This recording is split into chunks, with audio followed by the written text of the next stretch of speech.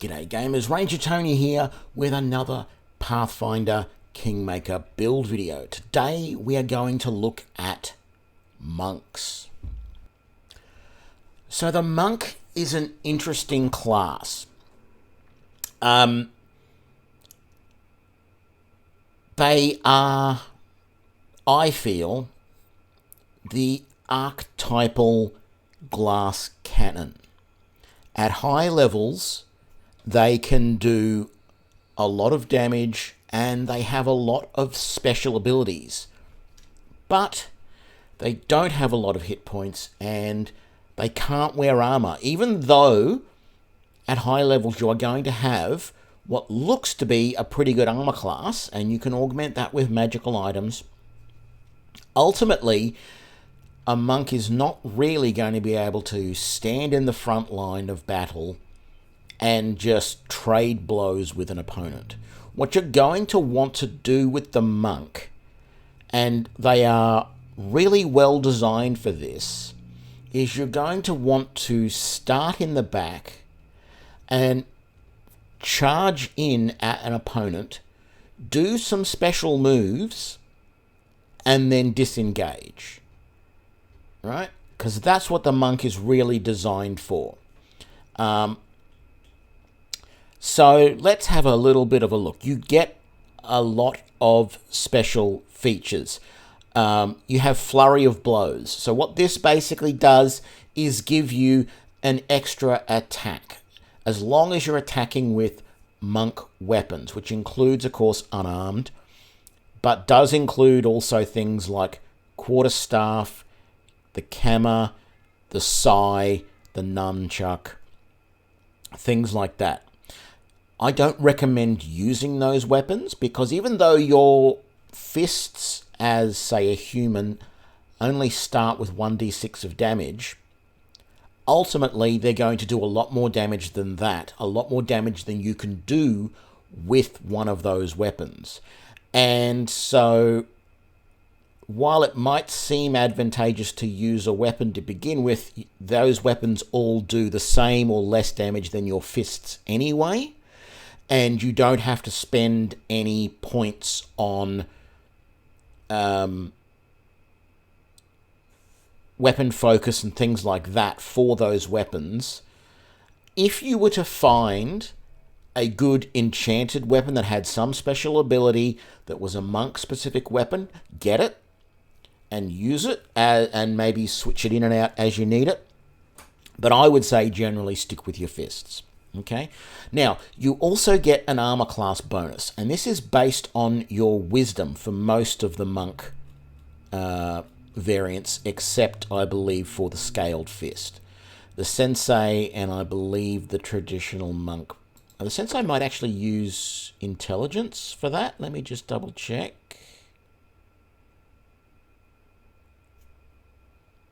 No, it says wisdom there. But yeah, so you get a bonus to your armor class with wisdom. So we're gonna buff wisdom.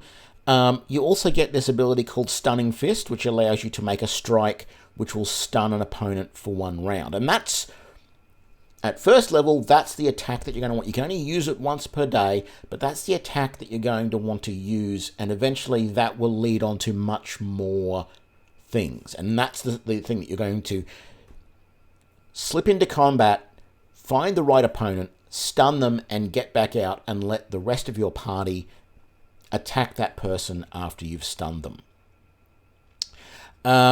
You get lots of bonus feats, you get lots of special abilities, so let's dive on in and have a look. So, how would I build this? Well, if you're playing, first of all, racial selection. I've picked human here. In reality, there are a few cliches. Everyone wants to play the halfling monk, and that's in one of the DLCs here as well. Not very useful because your fists do less damage because you're smaller. Okay? Eventually, you're going to still get all of these other abilities, but you're going to be doing a little bit less damage. Now, you're not primarily a damage dealer. You are a glass cannon. You're in there to do the special attacks, but you're going to have everything harder as a halfling because A, you can't move as fast, your movement speed is reduced as a halfling. And as I said, your attacks are going to do less damage. So be aware of that. The other, everybody does it, is a half-orc. Okay? And then of course there's also, if you've played Neverwinter Nights 2, there's the Dwarf Monk. Kelgar wanted to become a monk in that game. In reality, most classes can make a decent monk. If you get a bonus to Dex or a bonus to Wisdom, it's going to work well for you. If you're playing a human and you get, or half-orc, and you get the racial bonus to 1 stat, that's going to work well for you as well, and I recommend putting that into Wisdom, unless you're playing the Scaled Monk, in which case Charisma is that ability that you want to use. So this is going to allow us to get that first point into Wisdom. Now, you can build a strength-based monk. The problem you're going to have there is you really want as high a Dex as well as Wisdom as you can get, because that gives you a better armor class.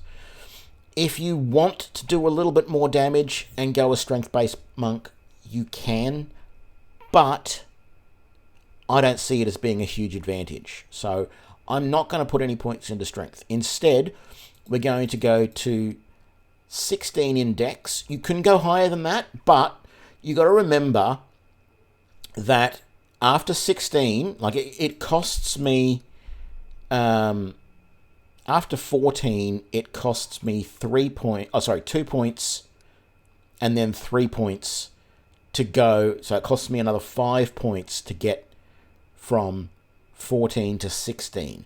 The cost in points to go from 16 to 18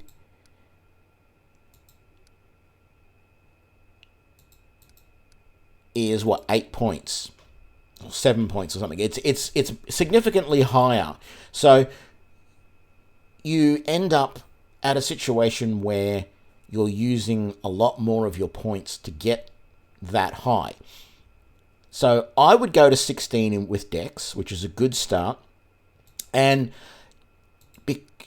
without the Wisdom bonus, so if I move the Wisdom bonus to Charisma for a second, if I take this to 16 as well, we've basically used the same number of points to get Dex and Wisdom the same. But if we've got our bonus in Wisdom, our Wisdom is now at 18. We're not going to add any more points into Wisdom. Here's the strange thing. None of your abilities really use Wisdom in any decent way. So you're better off getting it to, say, 18 and then just leaving it there. And from then on, we're going to increase our Dex. Now, we could go to 17 Dex, but instead, just to make us a little bit more survivable, I'm going to suggest putting your last 5 points into Con, getting it to 14, and you're pretty well rounded. You'll notice that our starting armor class is 17, which for a character with no armor, even for a character with armor, that's actually a pretty good starting AC, right? And you've got really good saves, and you've got that speed of 30. So you're doing really well to begin with. And because of our constitution, we're up to 13 hit points. But you're not a frontline character, and don't play it that way. Where would I put skills? Well, I'm recommending mobility to begin with, because that actually gives you a bonus to, where is it? Enables you to move around the battlefield with less chance of getting attacked. All right. Now, because we've got lots of points in Wisdom, I'm thinking that you're probably better off using some Wisdom skills. So I would definitely use Perception. Law Nature is a good one as well. And then you could probably just take Law Religion. You're going to have good abilities with those. If you don't want to take Religion, take something else. Trickery is always good. I don't see Stealth being a huge advantage for a monk. You can play your ninja-style monk who does Stealth, but I don't see Stealth as being a huge advantage. So that's the layout that I would take. So, level 1. We get our bonus skill here.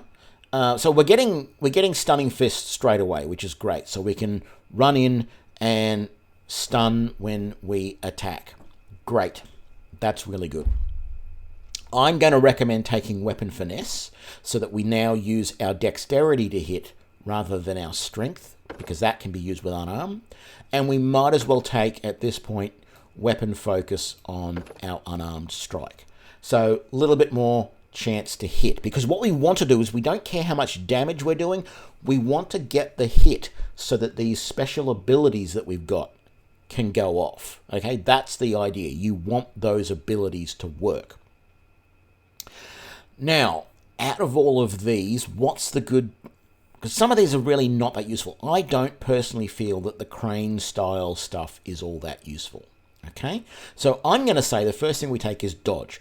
Gives us a better AC, makes us just that little bit more survivable. So that's what we'll take at first level. All of this stuff is purely up to you, but you will note that you can only pick a lawful base. So I'm going to pick lawful good. And I'm going to... We'll come back in a sec once we go up to the next level. So, okay, so we're back. We've done the intro, and here we are. And let's just have a really quick look at our character. 2 attacks, thanks to our flurry of attacks. Is that what it's called? Flurry of blows, sorry. So 2 attacks, 1d6 of damage, 18 armor class, so it's gone up thanks to the dodge. +4, +5, +4 on our saves, which is pretty good, and a good speed there. This is a good start. Let's dive on in and see how we go as we level up. Okay, so at level 2 we get a monk bonus feat, as we can see here. We also get evasion, which is nice because it means that if we have to make a reflex save, say for example to avoid a fireball, then if we make our save, rather than taking half damage, we take no damage. So that's really nice. And it's another ability we don't have to take. I'm recommending here to take improved initiative. The main reasoning there is, chances are I will now be higher in the initiative list, which means I get to go first, which means there's more chance that I can get in, make a strike, and get out before my opponent can react. So that's why we're doing that. So, at this level, we get a standard feat. Now, this is going to be controversial, but there is Piranha Strike here, and it's what's recommended that you take. If you have weapon finesse and dexterity of at least 13, you can turn this on, and it's a bit like power attack. It gives you a penalty to hit, but gives you a bonus to damage. I'm not going to bother taking this at all in this build. If you want it, take it, but I don't think it's all that useful, and what it does is mean that there's less chance that we are going to hit, or that our combat maneuvers that we make are going to work. We're not specifically trying to maximize our damage. If there's a feat that I can take that does give me some bonus damage without giving me penalties, I'll take it if there's nothing else around, but ideally we're trying to get these special attacks off, so we want to be able to hit, and Piranha Strike will hamper that. So we're not going to take that. Instead, we're going to take Crushing Blow, which works well with Stunning Fist.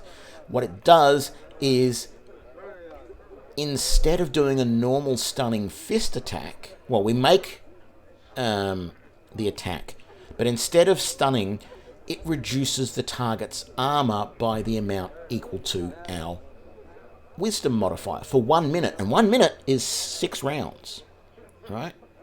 So that's good. You know, you're basically applying an armor class penalty to an opponent once you've hit, which means that either you or all of your companions will then be able to get better hits in on this opponent. So we're going to take that. And we're also getting our hands are now considered magical weapons, or our unarmed attacks are now considered magical weapons. We don't have to do anything. They are just considered magical attacks for any opponent that is, only able to be hurt by magical weapons, and we're getting fast movement. So what that's also doing is giving us a plus 10. You can see our speed is now 40 rather than 30. So we're already moving faster. So that's good. Now, at level 4, we get our first ability point. These are all going into dex. So this will make it easier for us to hit because we're using weapon finesse, and it's going to eventually increase our armor class as well. Need another point before that happens, and that's what I recommend. Trying to find dex-based equipment, anything that raises your dex, and secondarily, anything that raises your wisdom. That will help your armor class, and the dex stuff will, of course, help your attack. So, level 4. We get a key power. I am recommending here True Strike. So, again, this helps us to hit. Scorching Ray does damage from a distance. I don't think that's all that useful. These other ones are useful, but we're going to take True Strike first. We want to be able to... So, we can spend a key point to be able to, as a standard action, to gain True Strike on the next round, so that we attack with a plus 20 hit bonus, right? So that means we can get in there and get that attack done that much easier. We also get Still Mind, so this gives us a plus 2 save on enchantments. And our Stunning Fist can now do Fatigue instead of Stun. So we can change that up if we want and add the Fatigue ability to our opponents rather than the Stunned ability. Personally, I would stick with Stun rather than Fatigue, but you may want to, because Fatigue will reduce their strength, thereby meaning they can't hit as hard.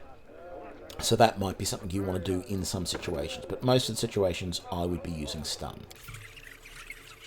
So, we get another feat here. Again, as I said, we're ignoring Piranha Strike. What we're going to do is we're going to come down here, and there is another group of of feats that work for the monk, and it's called Pummeling Style. There's a whole bunch of different pummeling ones. So what this does is... when you use all of your multiple attacks from Flurry of Blows against the same opponent with unarmed strikes, rather than using with weapons, you can basically total all of the damage before you do any damage reduction. So it's a bit like, I suppose, Hammer the Gap, I think it's called. Now, we then get a Style Strike. So this is a specific... strike that you can take. I'm going to recommend Hammer Blow as the first one I take. So if your attack, you're basically putting both of your hands together and hitting with them as one, like a club. If it hits, you roll twice the damage and you apply both the rolls together. So it's basically doing double, one attack that will do 2 lots of damage. So you can decide to do that one. So that's a special there that we've just got ourselves. And we also got Purity of Body, which makes us immune to disease at level 5. So we've got that going for us now as well.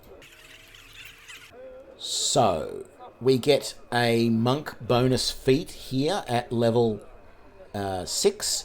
I am going to recommend taking Disarm. So we can now disarm our opponents. Same as you can just take that ability, that feat normally, but we don't normally meet the requirements because we don't have high enough intelligence, for example.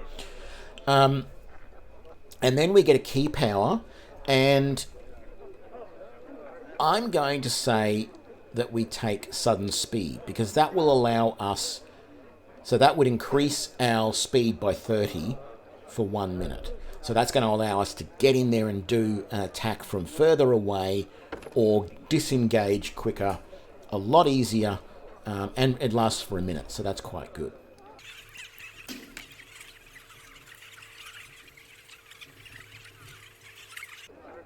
Okay, so I misspoke before. I said that the Pummeling Style worked similar to Hammer the Gap. I was thinking of a different one. We are going to take Hammer the Gap here.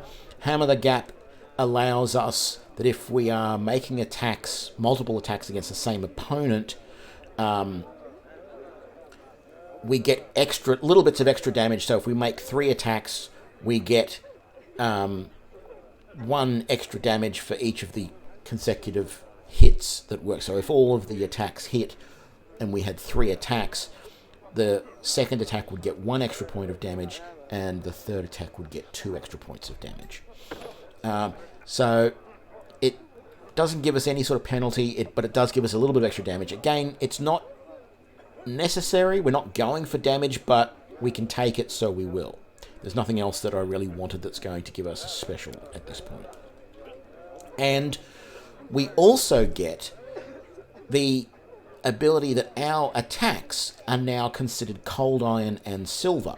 So if there is an opponent who is invulnerable to anything but cold iron or silver weapons, we can attack them. So we've already been able to do magical attacks. We're now able to do cold iron and silver as well, just with our normal unarmed attacks. Level 8, we're going to increase our dex once again. And so now our armor class is up to 20.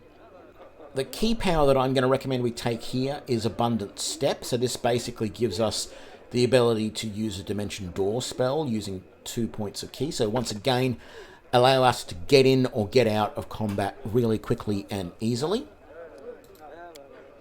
And we also get the ability for our Stunning Fists to sicken rather than stunning if we want. So again, more specials available to us. At level 9, now they're recommending improved critical, but I don't know that criticals are going to help us all of that much. I'm going to recommend we take Deflect Arrow at this point. It's not a critical, but it because you're often going to be outside of combat and then moving in and then moving back out, the one thing that you're vulnerable to is spells or ranged weapons. So that Deflect Arrow will be useful for us. If we are hanging back waiting for the right time to charge in and do a special, we can be swatting arrows out of the sky that are being shot at us and give us that little bit more survivability. Now we're also getting a Style Strike. This time I am recommending Shattering Punch. So this is another one that bypasses damage reduction for the target, right? So very nice there. If they've got damage reduction, it ignores it. So we get another bonus feat here. We could take Improved Critical, but I'm going to recommend taking Trip. So again, another special ability that we can take. I don't recommend, I'm just looking at these here. None of these are really all that great. Restoration is not bad, but I don't know that we're going to need it all that often. Wholeness of Body is terrible, right? All it allows you to do, so we are at level 10, spending 2 ki points and you can heal 10 points of damage, when we are at about 60 odd hit points at this point. I don't feel it's ever really worth it. You're going to heal about a sixth because you get 6 hit points per level. In fact, we get 8 hit points a level, so 1/8 of your health. It's not a huge amount. So I'm going to recommend Bark Skin here, just to make you that little bit more protected before you're moving in and out of combat. All right? And we also get the Key Strike Lawful. So now, not only are our unarmed attacks magical, cold iron, and silver, they're also lawful attacks. So that helps as well. One thing you might have noticed, and this was something that I meant to point out right at the start, you get a lot of abilities early, and then they start to fade off, right? And this is a classic example because you're only getting one thing at level 11, and it's just a normal feat, okay? But I'm recommending taking Fury's Fall here. So this allows you to use your dexterity bonus when you make a trip, okay? And we added that trip as a bonus feat last level, so this will make our trip work that much better. But that's all we get at this level. So, you know, not that great. Level 12, again, increasing our dex.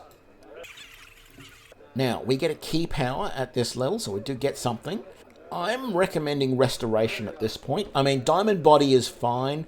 Makes you immune to all kinds of poisons. Actually, no, I will take that at this point because that almost makes Restoration useless. Almost, not quite, because Restoration would cover other things, but we'll take Diamond Body first. Now, at level 13, I'm going to recommend that you take Agile Maneuvers, which basically means that you can add your Dex bonus and any size bonus to any of your combat maneuvers instead of strength bonus. So this makes our combat maneuvers, such as Trip and Disarm, more useful. So we're going to take that. We get another Style Strike, and I'm going to recommend taking Leg Sweep. So what this does is it basically means that you get a free trip attempt at the same time as making an attack. So you're going to attack, do damage, and at the same time trip them. Okay, so again, special, it's very nice. That's good. Level 14, we get a key power.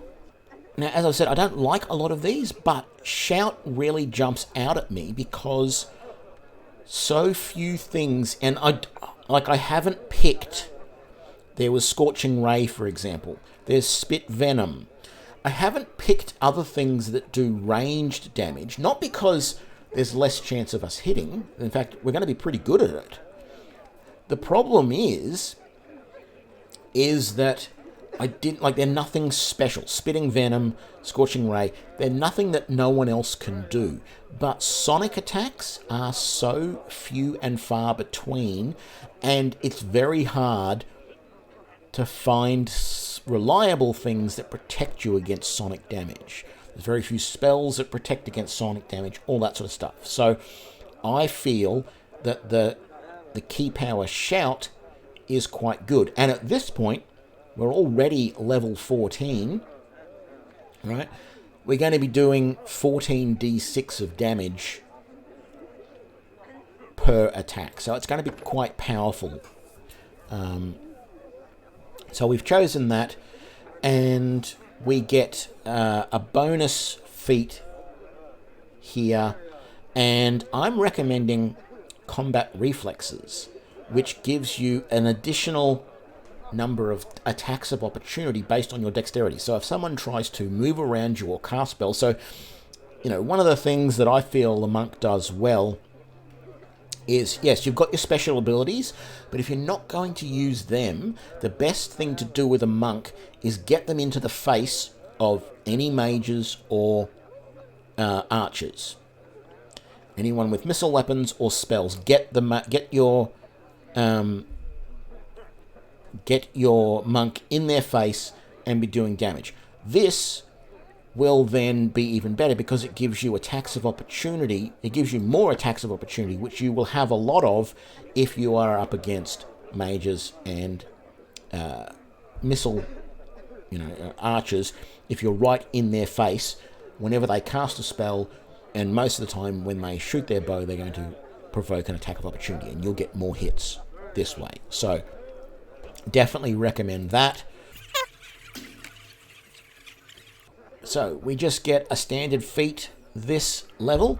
I'm going to recommend Combat Mobility, which gives us an extra +4 dodge bonus against attacks of opportunity. So this one is really good because what it allows us to do is we are better defended when we are dodging around in combat. As we move in and out, towards and away from our opponents, we are going to provoke attacks of opportunity, and this gives us better ability to dodge those attacks. So we are going to be that much better armor class as we move around in combat. Because remember, as I've said before, with a monk, movement is your big deal. Look, we've got a movement of 70 already, and we're not at, we're only at level 15. So you want to move a lot. Don't stay in one place as a monk. So, level 16, again, one more dex. That's now +5. It's bumped all of our armor class just that little bit higher. That's very nice. We get a key power. Again, we're looking for something different. Cold Ice Strike is not anything different. You can get spells that do this. Quivering Palm is what we want. Basically, the target must make a Fortitude save or die. It costs 4 key points, but that's perfectly fine. So we're going to take that. And as a bonus, we also now get our key strikes are adamantine. So magic, cold iron, silver, lawful, and now adamantine. We're basically covering all of those sorts of damage reduction types of things. And we've also got other abilities that help to reduce or overcome damage reduction. So we are, we are the guys to go to get past damage reduction at this point. Level 17, we get a normal feat. I'm going to say that we come down here and we take Pummeling Charge. So what this does is when we charge into combat, so it allows us to make the full attack. So normally when you charge into combat, you charge and then you can do a standard attack. This allows us to charge and do a full attack. So we can charge in, and at this point we have, I believe, probably 5 attacks per round with Flurry of Blows. So we can charge into combat and do all 5 attacks on the opponent straight up. We don't have to just charge in and do a single attack. Very, very good. And then we're also, we've got only one style strike available, which is Defensive Spin, so we will take that at this point. That allows us to do a spin, which gives us an extra +4 dodge bonus. So that's, if we need to be defensive, we can fire that off and hopefully dodge a little bit better. So at level 18, we get a key power. Now, out of all of these that are left, the only ones I really recommend are Diamond Soul. So this gives us a spell resistance equal to our current level +10. So that would make it 28. So we're now very resistant to spells, which is great. And we get a monk bonus feat. Now, we could take Blind Flight. We could have taken Blind Flight way earlier as well. But if we take Improved Blind Fight, we don't have to take Blind Fight, and we get the bonus of it, plus we get the improved version. So we might as well just take that. Level 19, we just get a feat at this level, so there's not a lot to pick from, but there is still another pummeling thing. So we can take Pummeling Bully. What this does is that we had Leg Sweep that we could do before, which was a special attack that we could do, which allowed us to do a trip. With Pummeling Bully, if we hit at all with our flurries of blows, we can get a free trip attack. So it means we'll just trip them every time we manage to hit when we do a flurry of blows. So again, level 20, we get another bonus point. I say this on all of these videos. I still recommend putting that into Dex. Even though it gives you 21, it doesn't give you a full modifier. By this stage, you're going to have one or more items that give you a bonus to stats. And the chances are that that bonus that you get will be a half bonus. It'll be like adds 3 points to Dex, right? If you had that, that would then make your Dex 24, which would bump you up to +7. Okay? So if you hadn't added this point to Dex there, you wouldn't have that bonus. So that's the reason I recommend that. You know, if you don't want to, if you want to put it elsewhere, that's fine. For our final level, we get a key power that we can choose. I'm recommending the Restoration is probably the only one that's really useful here. We don't have it yet, so we might as well take it. Now, we also get Perfect Self. And what Perfect Self does is give us 10 damage reduction for anything that's not chaotic. So, let's have a look at our character. Armor class of 25, 19 if we're flat-footed, and 25 against touch. Now, for an unarmored character, that's great. But by level 20, if you're someone with armor, you're probably going to have a better armor class than that. But, you know, it is very good for a unarmored character. That's with we don't have any braces of AC or necklaces of natural armor class or anything like that. They are going to bump that up, and you could end up with something in the 30s using things like that. That is perfectly fine, and that would be good. Speed of 90. That is just unreal, and that's before we then turn on some of the abilities that we've got that'll bump that even higher. So you will be able to get speeds of 120, maybe even higher than that. And then you've also got the Dimensional Door ability that you can do on top of that. And you've got some really good saves here. You can see that our will save probably isn't as good as some of the others, but you've got to remember that's going to go up as your wisdom goes up from any magical items that you get. But you've got really good reflex saves. You've got okay fortitude saves. You're doing really well. The things to remember, you've got 6 attacks per round with the flurry of blows, and you're doing 2d10. So that means you're doing anywhere from 0 to about 120 damage per round. Not to be sneezed at. Not as great as some other, fighters and things will be able to do, but, not terrible. But I'm just going to really quickly mention some of the special abilities that we have got in here. Look at this list of all of the things that we have got.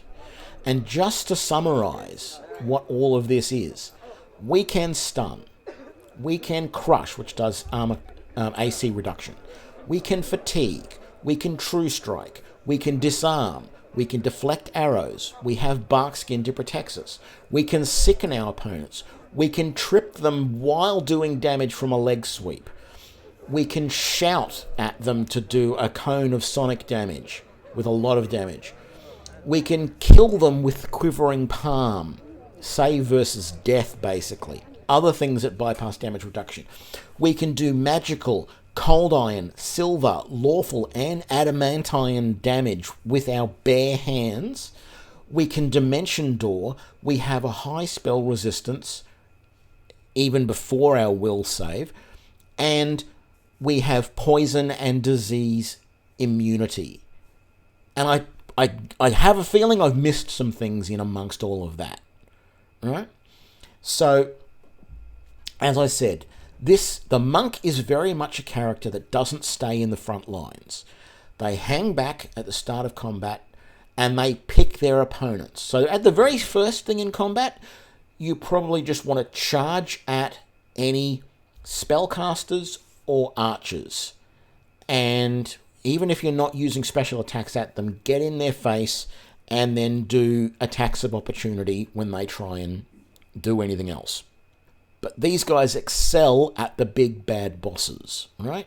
So if there's a boss in a fight, charge in, do your special attack, and then fade away so that they can't retaliate. Or if they can retaliate, if they do manage to hit you on the next round, when it's your turn, get out of there, right? You'll live a lot longer, but that's what the monk is designed for. They're not designed to be standing in the front line, trading blow for blow. Like in Pillars of Eternity, for example, the monk was designed that way. You got all of your special abilities by taking wounds, so you had to take damage so that you could really start to dish it out. That's not the case here. You are a glass cannon. You have a good AC, but it's not great at high levels. You want to get in there, do your special ability, and then move back and wait for the next chance to do that. Okay, so that's my basic monk build. I hope you enjoyed this video. If you did, please leave some comments down below, and I will see you for the next video. Thanks a lot. Bye.